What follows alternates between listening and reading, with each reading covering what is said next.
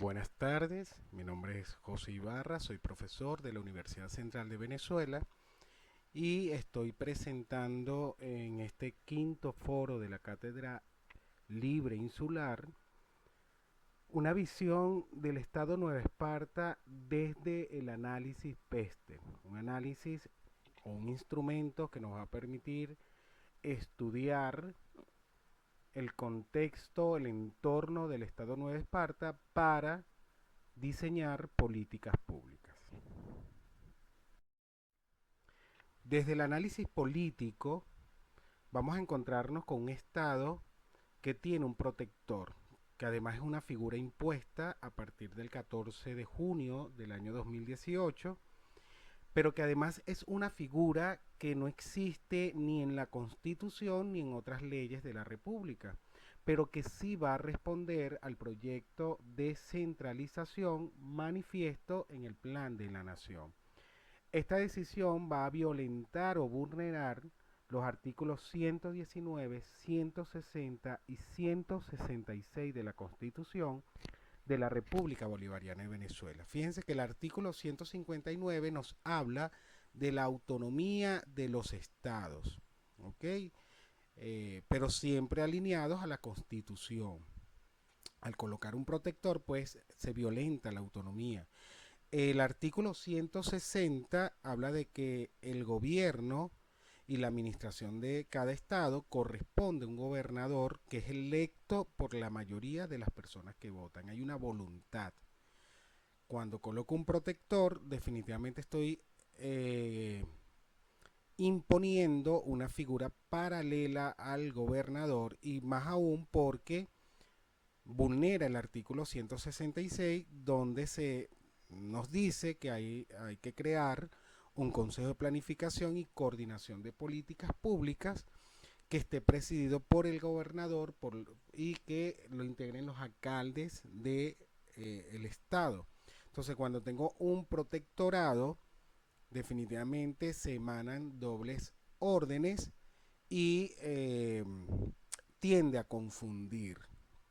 Si aceptamos sin protesta esta figura, que además no tiene un basamento constitucional, entonces, bueno, va a sustituir las competencias de la gobernación y vamos a comenzar a aceptar lo que es el modelo del Estado comunal. Un modelo que en algún momento, en, en algunas de las consultas que se han hecho, pues le hemos dicho que no lo queremos. Fíjense que desde el análisis político, pues vamos a encontrar que hay un poder político desde eh, el Estado que está basado en la posibilidad de ejercer la coacción sobre las personas. ¿Y qué es la coacción? Pues acá coloco un concepto que es la fuerza o violencia física o psíquica que se ejerce sobre una persona para obligarla a decir o hacer algo contra su voluntad. Entonces el protectorado viene a ser una coacción para el Estado. Igualmente tenemos el análisis económico. Hemerográficamente, ¿qué conseguimos del Estado Nueva Esparta? Que el 80% del comercio tiene sus Santa Marías abajo. Estamos hablando de la época de la emergencia humanitaria compleja que se viene agudizando con la pandemia. La pandemia viene a visibilizar las inequidades económicas que está viviendo en este caso el Estado Nueva Esparta. El sector turístico prácticamente está paralizado. Las visitas en materia turística en la isla cayeron en 95%, pero además hay un déficit de 87% de gasolina que arropa la entidad. ¿Por qué tenemos la gasolina también desde el análisis económico? Porque el transporte, la movilidad va a permitir pues que lleguen los rubros alimenticios, que lleguen las mercancías que se deben comerciar y que podemos evidenciar con este análisis económico que hay una desigualdad como resultado de las decisiones públicas, políticas, perdón, deliberadas.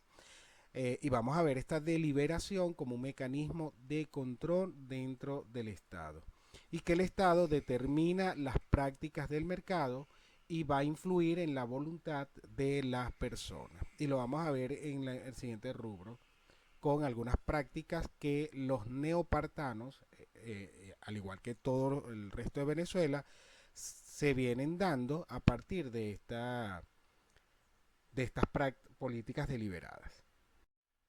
Hay un análisis sociocultural. Fíjense, en el análisis sociocultural vamos a conseguirnos que hay una modificación en el sistema de compra del neoespartano porque hacen filas para comprar productos. Y aquí es donde estamos viendo cómo vamos modificando las prácticas naturales del ser humano para que se vea como que la cola, la fila que hago es lo normal porque llegó la harina, llegó el arroz y no debería ser así. Estamos modificando culturas si se dan cuenta. La inflación está disparada, pero además con respecto a los servicios públicos, pues hay racionamiento de luz como en todo el país, pero en la isla sucede que por ser una isla y estar separada de tierra firme, pues los problemas generalmente tienden a agudizarse. Hay una escasez de agua.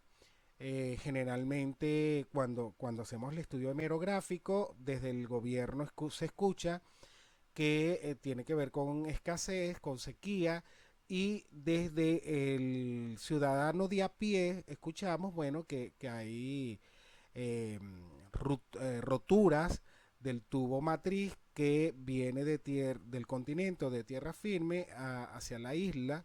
Entonces, eh, pero lo interesante aquí es que no se está dando respuesta al ciudadano sobre el problema que tiene con respecto al agua. Se han dado algunas panaceas como son los camiones cisterna que se abastecen de pozos profundos, pero fíjense que estos pozos profundos están controlados por la Guardia Nacional y el costo del servicio puede ser de $100. Entonces, hay que ver, no todos los ciudadanos, además con un salario mínimo de $2,25, donde pueden abastecerse de agua. Además se está normalizando la situación que se presenta en la principal cárcel de la isla cuando vemos figuras de reos disparando al cielo en el funeral de uno de los internos. Un ritual que no debe ser naturalizado, pero que definitivamente se está viendo. Con respecto al sector salud, nos vamos a encontrar que la salud del Estado de Nueva Esparta, desde el 14 de octubre del año 2019, pasa a estar su administración al Ministerio del Poder Popular para la Salud. Acá vemos nuevamente un hecho o una práctica de centralización. Quiere decir que las tomas de decisiones se toman, valga la redundancia, desde Caracas, se decide desde Caracas y la población tiene que viajar definitivamente a Caracas para rendir cuentas, pero también para buscar solución. 69% del personal de salud no ha sido vacunado contra el COVID-19. Ahí vemos una disparidad, ahí vemos una vulneración y cuando hablo de personal de salud, pues no solamente me refiero a médicos y enfermeras, me estoy refiriendo a la persona que hace el mantenimiento, me estoy refiriendo al bioanalista, al radiólogo, al trabajador social, a todos estos a todo este personal, incluso al que trabaja en recursos humanos, que tiene que atender a su compañero de trabajo que no ha sido vacunado. Desde que inició en Venezuela la pandemia del COVID-19, también nos vamos a encontrar que desde el sector educativo, bueno, hay 360 o hubo 360 robos a escuelas dependientes de la gobernación de Nueva Esparta y esto está registrado por la Dirección de Educación del Ejecutivo Regional. Entonces, la educación también comienza a sufrir daños a partir de una pandemia que viene a visibilizar los problemas que estamos padeciendo los venezolanos y en este caso los neoespartanos. Fíjense que también con respecto a la pobreza, Nueva Esparta va a reportar que 57,6% para el año 2020 de los hogares no han podido comprar su mercado completo o todo lo que necesitan para comer. Incluso algunos se ha quedado sin comer, algún miembro del grupo familiar, y esto va a afectar además a menores de 18 años. Esto fue para noviembre del año 2020 para mayo del año 2021 se ha agudizado la situación. Entonces nos vamos a encontrar que en un periodo de crisis e inestabilidad de las instituciones, además nosotros tenemos una crisis política, inestabilidad política, va a ser complicado que las políticas públicas se generen o implementen con regularidad. Entonces nos vamos a encontrar con la inequidad sanitaria, nos vamos a encontrar con el aumento de la pobreza y toda una violencia estructural que va abonando para que la situación de los neospartanos vulnere la calidad de vida. Desde el análisis tecnológico, pues nos vamos a encontrar que la brecha de la desigualdad se volvió una zanja, por lo que el sistema escolar empezó a perder más niños. Nos encontramos con un sistema donde no solamente tiene que ver con la conectividad, no solamente tiene que ver con la rapidez del Internet, sino que además nos encontramos con hogares donde no hay un teléfono inteligente, donde no hay una computadora, donde no hay internet y los niños, niñas, adolescentes, incluso nuestros jóvenes desde las universidades y docentes universitarios sufrimos el tener que saber que nuestra conectividad no es la mejor, nuestra conexión no es la mejor, que somos el país número 175 con peor conectividad en el mundo. La sala de prensa de CanTV nos da una noticia que para el sábado 4 de marzo de 2021 se presentó un doble corte de fibra óptica que va a afectar los servicios en el estado Bolívar, pero también el cable submarino que conecta Nueva Esparta con Cumaná. Y si ustedes leen y hacen el estudio merográfico, se dará cuenta que en abril, por varios días, el estado de Nueva Esparta no tuvo conectividad. Esto por CanTV, que es muy pocas las noticias que conseguimos sobre CanTV, pero sí logramos conseguir por la fuente NFPERF 2021 cómo se maneja la conexión de Digitel, Movinet y Movistar en la isla. Fíjense que Digitel es la que tiene mayor cobertura y pudiera estar llegando hasta 4G. O sea que Digitel es el proveedor privado de internet y conexión que brinda mayor calidad en la isla. Luego le sigue Movistar y por último Movinet, que pertenece en este caso al Estado. El análisis ecológico, fíjense que Margarita es todavía una de las islas del Caribe con mayor biodiversidad, gracias a tres condiciones particulares. Primero, es relativamente grande en comparación con otras islas de la región. Segundo, tiene un relieve variado que va del mar hasta los 930 metros y esto va a permitir que haya variedad de condiciones climáticas y edáficas. Pero igualmente estuvo unida al continente y aunque está separada del continente, sigue muy cerca de él. Así que diversas especies pueden colonizar la isla con facilidad. ¿Qué problemas ambientales presenta la isla? Y la podemos resumir de la siguiente manera. Hay fragmentación de hábitats, hay tráfico ilegal de la fauna silvestre, hay introducción de especies exóticas, hay explotación de areneras y contaminación, hay un aumento de la cacería ilegal por la crisis económica y la falta de alimentos. El resultado es una dramática pérdida de biodiversidad. Pero además vamos a hablar de un problema que también nos atañe con respecto al servicio público, tiene que ver con la falta de gas doméstico y electricidad en la isla que pone a los neospartanos definitivamente a cocinar en leña y para nadie es un secreto que el protectorado pues instó en un momento determinado a que se cocinara en leña. Cocinar en leña nos va a llevar a un retroceso a los años 1950 con la misma consecuencia de deforestación multiplicadas por 6 porque el tamaño de la población pasa de 75.000 a 500.000 habitantes aproximadamente. Entonces fíjense que va a ser una de las consecuencias de la deforestación parcial en Margarita, los grandes incendios, porque vamos a deforestar la isla, perdón, y no vamos a tener cómo definitivamente proteger a grandes espacios de incendios.